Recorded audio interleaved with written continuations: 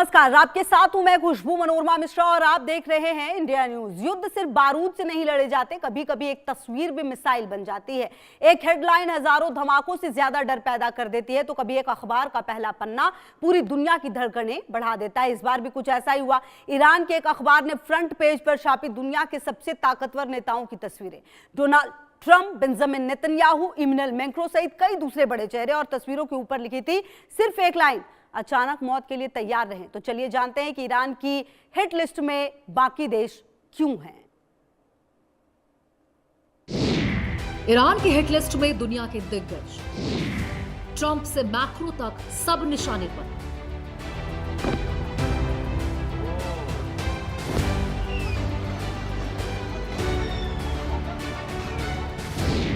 Iran के hit list में 13 चेहरे, 13 नेताओं की तस्वीरों से मचा बवाल।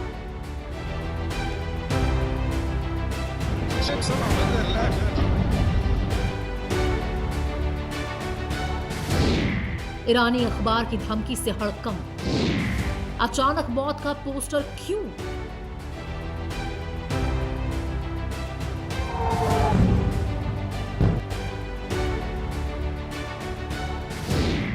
अमेरिका के बाद यूरोप पर भी वार, एक पोस्टर पूरी दुनिया में सनसनी।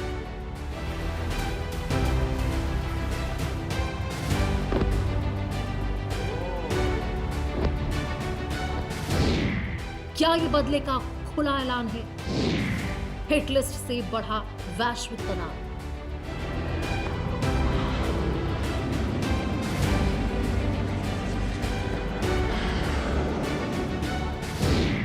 युद्ध अब पोस्टरों तक पहुंच गया। कौन है अगला निशाना?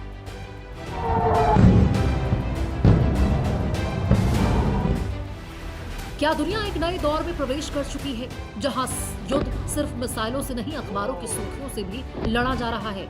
क्या अब लड़ाई सिर्फ सीमाओं पर नहीं, दुनिया के सबसे ताकतवर नेताओं की जिंदगी पर भी आ गई है? एक अखबार, एक फ्रंट पेज, सिर्फ तस्वीरें नहीं बल्कि कथित तौर पर मौत का ऐलान। हेडलाइन, अचानक मौत के लिए तैयार रहें। और इस पोस्टर में अमेरिका के राष्ट्रपति डोनाल्ड ट्रंप, इजराइल के प्रधानमंत्री बेंजामिन नेतन्याहू, फ्रांस के राष्ट्रपति इमैनुएल मैक्रों, इटली की प्रधानमंत्री जॉर्जिया मेलोनी, ब्रिटेन के प्रधानमंत्री कीर स्टारमर, यानी दुनिया की सबसे ताकतवर सरकारों के चित्र। ये सब ईरान की कथित हिट लिस्ट में है, लेकिन सवाल ये है, क्या ये सिर्फ मनोवैज्ञानिक युद्ध है या फिर दुनिया किसी और बड़े टकराव की ओर बढ़ रही है? ईरान के अखबारों का संदेश, इस कथित हिट लिस्ट का मतलब, लिंडसे ग्राहम की मौत के बाद बढ़ा तनाव, और आखिर क्यों यूरोप के नेता भी इस विवाद में घसीटे जा रहे हैं। अमेरिका और ईरान के बीच तनाव पहले से चरम पर था, और इसी बीच अमेरिकी सीनेटर लिंडसे ग्राहम के निधन की खबरें सामने आई। रिपोर्टों के मुताबिक उनकी मौत अचानक हुई बीमारी की वजह से हुई, लेकिन ईरान के कुछ प्रमुख अखबारों ने इसे केवल एक सामान्य खबर की तरह नहीं छापा, बल्कि इसे अमेरिका के खिलाफ एक प्रतीकात्मक संदेश की तरह पेश किया। यहीं से विवाद और ज्यादा बढ़ गया। ईरान के प्रमुख अखबार हमशहरी ने अपने पहले पन्ने पर एक बड़ा ग्राफिक छापा। अखबार ने नेताओं पर ईरान के शीर्ष नेतृत्व के खिलाफ कथित साजिशों का आरोप लगाया। यही वजह है कि ये तस्वीर अंतर्राष्ट्रीय चर्चा का विषय बन गई।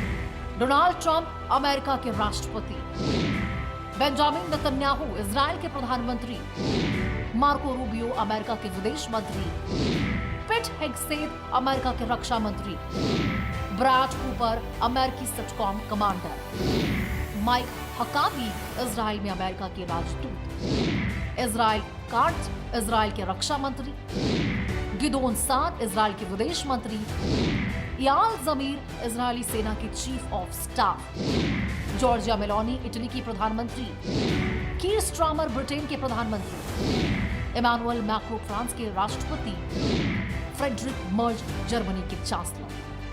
अब सबसे बड़ा सवाल उठता है कि जब विवाद अमेरिका और ईरान के बीच है, तो फिर इटली, फ्रांस, ब्रिटेन और जर्मनी के नेताओं की तस्वीरें क्यों? लिस्ट में जॉर्जिया मेलोनी, कीर स्टारमर, इमैनुएल मैक्रों और फ्रेडरिक मर्ज का नाम भी शामिल है। तो इसका सीधा जवाब यही है कि ईरान पश्चिमी देशों को एक साझा मोर्चे के रूप में देखता है। हालांकि इस कथित सूची को लेकर अलग अलग स्तर पर अलग अलग व्याख्याएं भी सामने आई। ईरान का आरोप है कि कई पश्चिमी देश अमेरिका का साथ दे रहे हैं। इजराइल को समर्थन देने वाले देशों को भी निशाने पर रखा गया। यूरोपीय देशों पर ईरान ने राजनीतिक समर्थन का आरोप लगाया। ईरान का मानना है कि ये देश उसके खिलाफ एकजुट है। पश्चिमी देशों के बयानों से ईरान नाराज है। ईरान इन्हें अपने विरोधी खेमे का हिस्सा मानता है और इसीलिए कई देशों के नेताओं की तस्वीर एक साथ छापी गई। इससे पश्चिमी देशों को कड़ा संदेश देने की कोशिश की गई। इसे ताकत दिखाने और दबाव बनाने की रणनीति भी माना जा रहा है। इसी वजह से दूसरे देशों के नेता भी निशाने पर दिखे।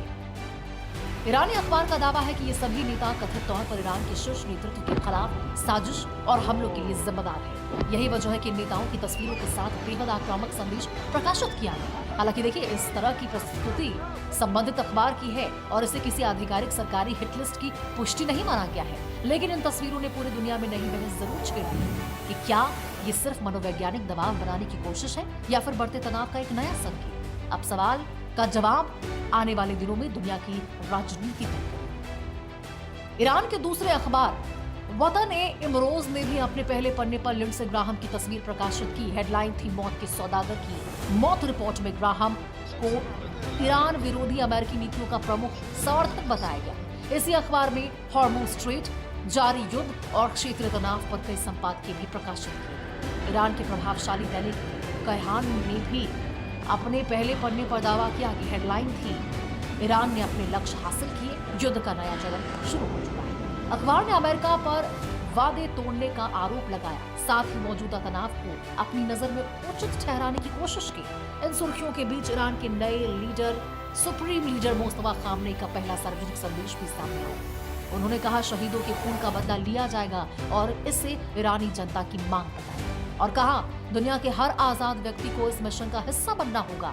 यही बयान अब अंतर्राष्ट्रीय स्तर पर नई बहस का कारण बना हुआ है। अब सवाल ये भी उठता है कि क्या सिर्फ अखबारों की आक्रामक भाषा है या ये मनोवैज्ञानिक दबाव बनाने की रणनीति। युद्ध के समय जानकारी, प्रचार और संदेश हथियार बन जाते हैं। ऐसे पोस्टर, ऐसी सुर्खियां और ऐसे बयान सीधे विरोधी देशों की जनता और नेतृत्व पर असर डालने की कोशिश माने जाते हैं। एक अखबार, 13 तस्वीरें और एक लाइन अचानक मौत के लिए तैयार रहे। यही लाइन आज दुनिया भर में चर्चा का विषय है।